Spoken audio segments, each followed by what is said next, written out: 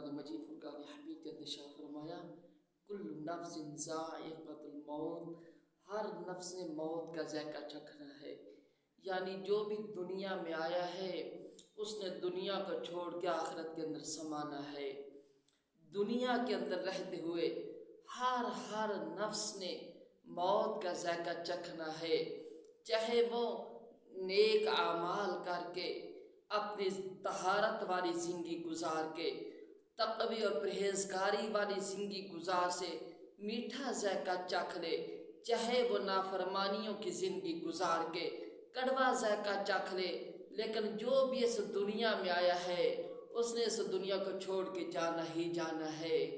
اور موت کے بارے میں کسی کو بھی کوئی یہ ڈاؤٹ نہیں ہے کہ معاذ اللہ مرنا نہیں ہے، بلکہ ہر ایک کو پتہ ہے، چاہے مسلمان ہے یا کافر ہے، جو بھی اس دنیا میں ہے اس کو یہ پتہ ہے کہ میں نے مرنا ضرور ہے، میں نے قبر میں ضرور پہنچنا ہے. اور پھر حضور علیہ الصلاۃ والسلام کا فرمان عالی شان بھی ہے کہ موت جو ہے وہ ایک اٹل حقیقت ہے. یعنی دنیا میں انسان کا آنا بھی حادثہ ہے، لیکن دنیا چھوڑ کے جانا یہ بھی اس سے بھی بڑا حادثہ ہے. لیکن اے انسان، تو نے جو اپنا مسکن دنیا کو بنا لیا ہے، تو یہ سمجھتا ہے کہ زمین کے اوپر ہمیشہ رہوں گا، تو ایسا نہیں ہے. بڑے بڑے اس دنیا میں آئے اور وہ دنیا چھوڑ کے چلے گئے ہیں، بلکہ دنیا سے جاتے ہوئے کبھی بھی کوئی بھی مال و دولت ساتھ لے کے نہیں گیا. اس دنیا سے فرعون و قارون جیسے بھی گئے ہیں، اس دنیا سے شداد و نمرود جیسے بھی گئے ہیں، اس دنیا سے ابو جہل امیہ بن خلف جیسے بھی گئے ہیں. لیکن جب بھی کوئی اس دنیا سے جاتا ہے دونوں ہاتھ خالی ہوتے ہیں، سوائے ایک کفن کے کپڑے کو ساتھ کچھ بھی نہیں جاتا. ہاں ساتھ جاتے ہیں تو نیک اعمال جاتے ہیں، ساتھ دلوں کی طہارت جاتی ہے، دلوں کا تقوی جاتا ہے. لیکن آج کا انسان یہ سمجھتا ہے پتہ نہیں میں دنیا میں ہمیشہ رہوں گا، دنیا میں مال و دولت اکٹھا کر لوں گا. تو ایسے نہیں ہے. انسان کی جو زندگی ہے وہ اتنی مختصر ہے کہ انسان کے زندگی میں دو ہی انتقال ہوتے ہیں. ایک انتقال سے تو زمین انسان کی ہو جاتی ہے، دوسرے انتقال سے بندہ زمین کا ہو جاتا ہے. یعنی اتنا مختصر وقت ہم لے کے آئے ہیں، لیکن ہم نے اتنا دل جینے کے اندر لگا لیا ہے کہ مرنے کو مسلمان بھول چکے ہیں. حالانکہ اگر زانی کو موت یاد ہوتی زانی کبھی زنا نہ کرتا، چور کو کبھی موت یاد ہوتی چور کبھی چوری نہ کرتا.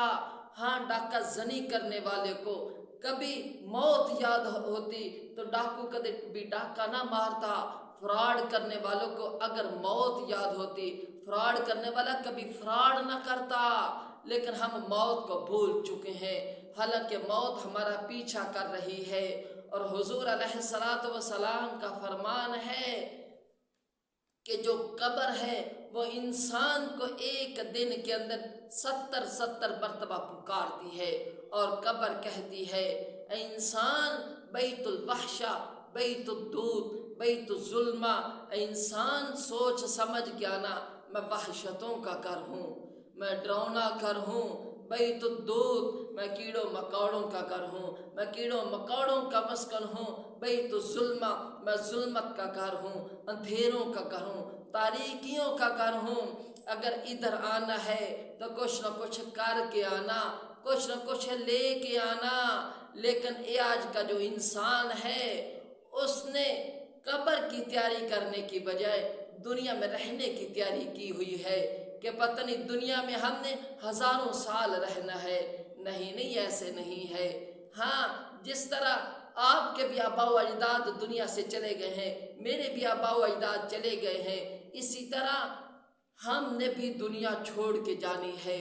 اور روزانہ اٹھنے والے جنازے ہمیں یہ پتہ دیتے ہیں کہ انسان تو نے دنیا میں ہمیشہ نہیں رہنا. اگر آج کسی کا جنازہ اٹھ رہا ہے تو کل کو تیرا بھی اٹھنا ہے. انسان تو سوچ تو صحیح کہ ہم کتنے مختصر وقت کے لیے اس دنیا میں آئے ہیں۔